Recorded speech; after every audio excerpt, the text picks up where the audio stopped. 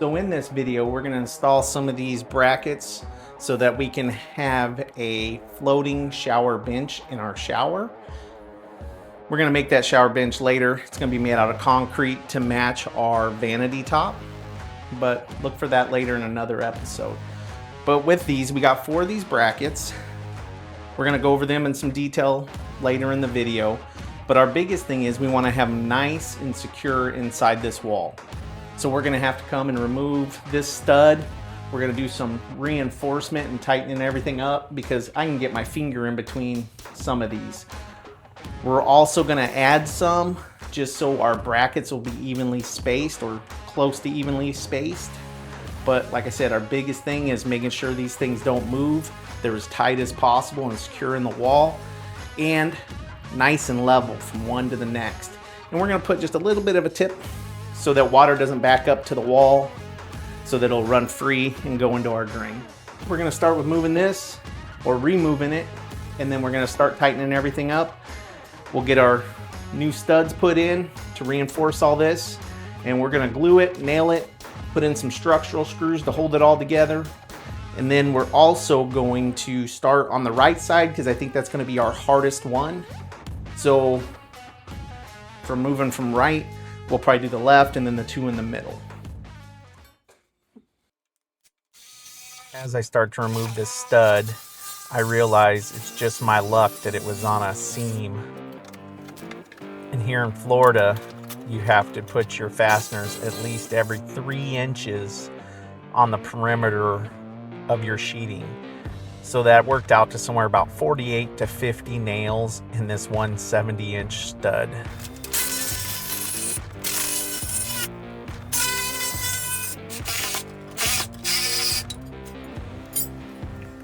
With that out of the way, I put a little liquid nail in that big gap, which is probably pointless.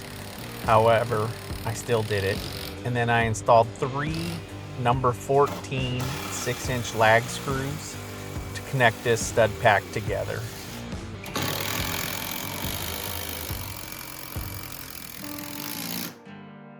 We also set up our laser level at 16 inches, and that is to take into consideration the 1.5 inches for our bench.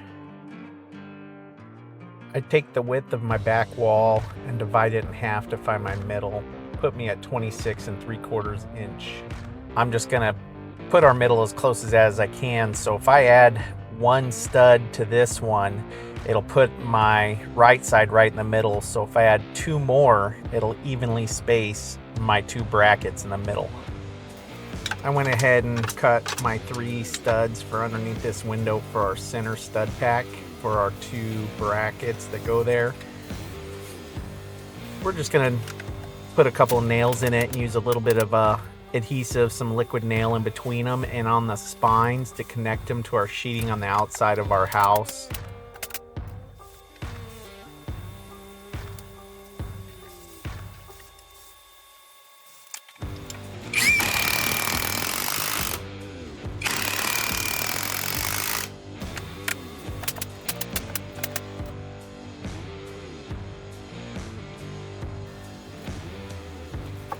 I went ahead and put 4 more of those 6-inch lag screws in the stud pack, alternating sides.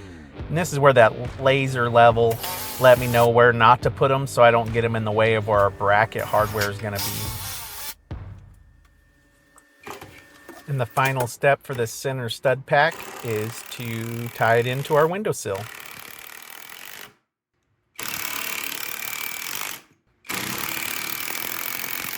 Up next is comparing the distance our bracket on the left is going to be from the wall and the distance we want our one on the right from the wall to make them kind of close. So here on the right, looks like we're going to add 2 studs. One will cut short because of this anchor being here. And on this last stud pack, we're just going to do the same. Glue it, nail it, put some structural screws in. But on this one, because of our hip wall is in the way, we get a little creative with our angle driver, and also I just used a clamp and put in a screw from the back side to pull that one in.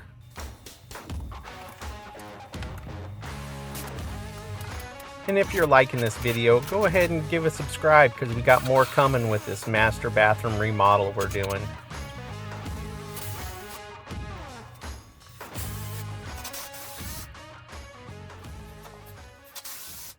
Now it's time to go over these brackets that I'm going to be using. They are Balin designs and they come in pairs, so I got 2 pair. They are ambidextrous, and that's one of the reasons I went with these over some of the other ones I saw out there, because they were either left or rights, and how my stud packs worked in the wall, I would need 3 rights and 1 left, so it would have been a pain in the butt trying to figure that out. And the other main reason I went with these is the load rating is 500 pounds per pair, which I believe is because of the gussets that these have that I didn't find anybody else having.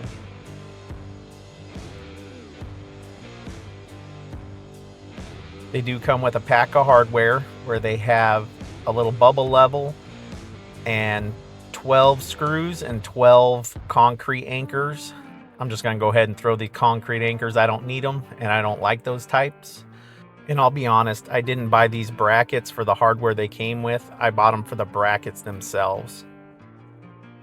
These brackets come with some gussets that connect it all together, and I think this is probably why they have a higher load rating, and it does visually look stronger to me by having these versus the ones that do not.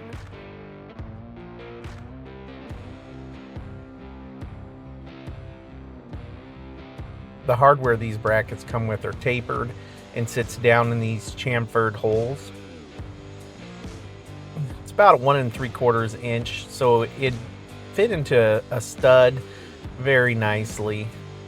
But I have such a big stud pack where each of my brackets are. I'm going to upgrade to some of these TimberLOK structural screws.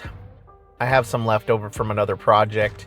And the reason I'm using these over something like a GRK is there's a nice taper that matches exactly with the chamfer in the holes of these brackets.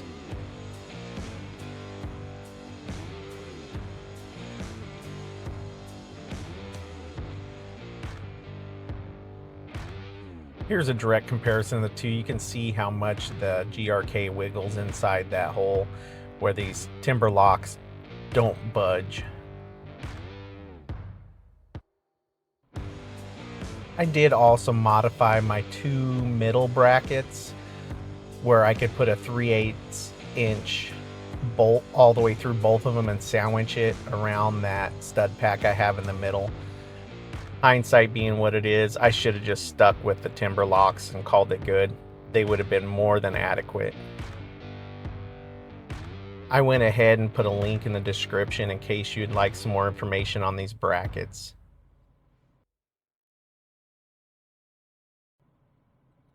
Behind my bracket on the left, where we removed that stud on the seam of our sheeting, I'm not going to be able to put nothing back right there because my bracket will be in the way. So I'm going to have to come up with something to do. Do I have to? No, probably is not necessary.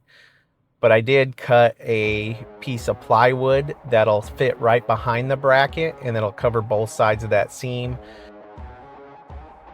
Not only that, it'll also work as a spacer so I can get my reveal on my brackets the same so they all stick out.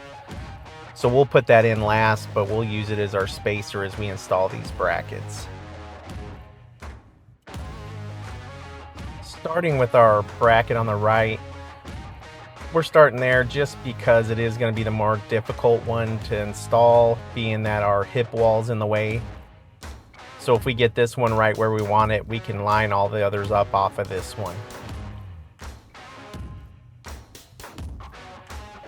We're going to take our time getting this one set up, because if we make a mistake on this one, it's just going to transfer to all the others.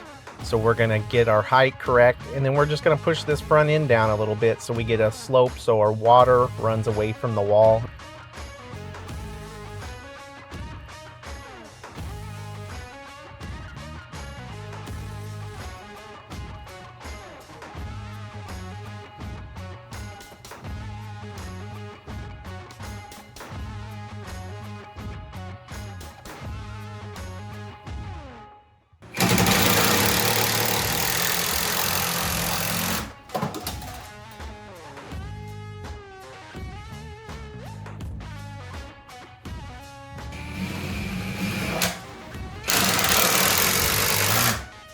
time to check to make sure nothing moved. Everything still looks good before we install the rest of the hardware. We did use 4 of those 2.5-inch TimberLOK screws, and then we got 2 6-inch ones and actually put those in as well, just to pull it all together through all these studs. With the right bracket installed, we're going to move over to the left one. I wish there was a way to use my clamp to hold this one on, but we're just going to kind of wing it and adapt and overcome.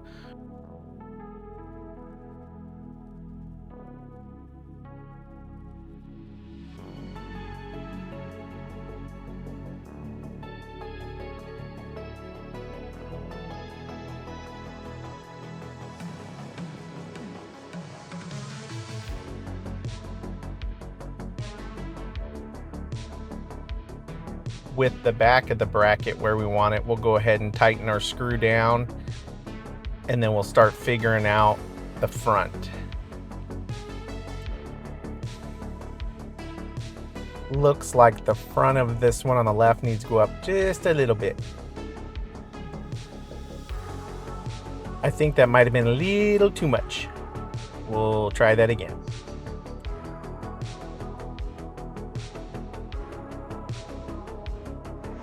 That looks much better.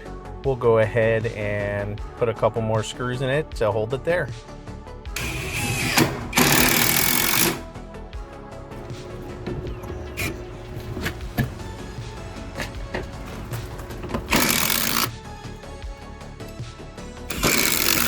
And right here you can get a better view of where we're putting in those 6-inch TimberLOKs as well.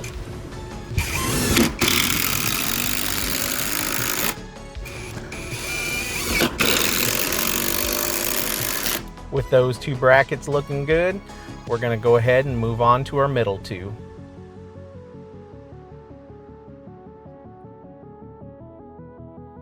Trying to figure out how I'm going to hold this bracket and hold my level and screw it in to get it perfect. I came up with the idea of just clamping down my 4-foot level across my 2 outer brackets and then clamp my middle brackets to my level, and it should be just where I need it.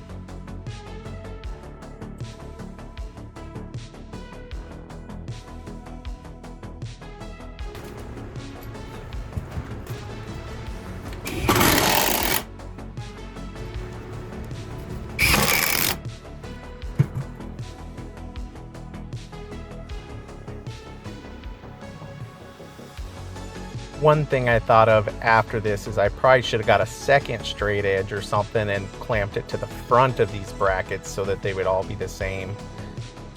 However, this way worked out just fine. So I'll put a couple more screws to hold these where they go so they don't rotate on me. Now it's time for me to move on to my bright idea of bolting these all the way through. I'll let you watch this and fast forward because it's quite a few minutes of me wrestling with these, taking them on and off a couple of times. Like I said a while ago, I should have just used the TimberLOK screws and called it good. I am glad I used these, but I don't think it was necessary at all. I did fight with it for a while, and then we did get it and we moved on.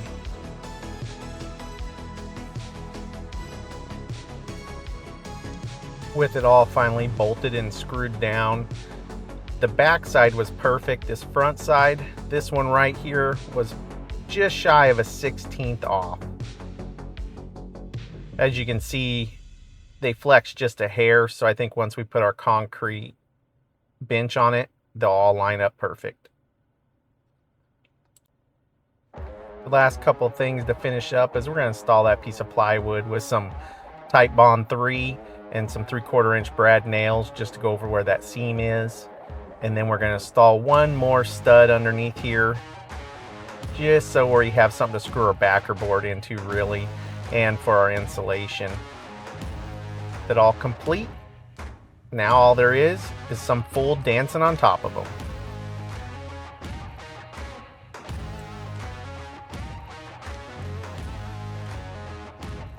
There is absolutely no flexing of the wall whatsoever. nor is there any flexing of the brackets up by the wall. Out towards the end, there is a little bit, especially just a little bit more when I put all my weight on one of these.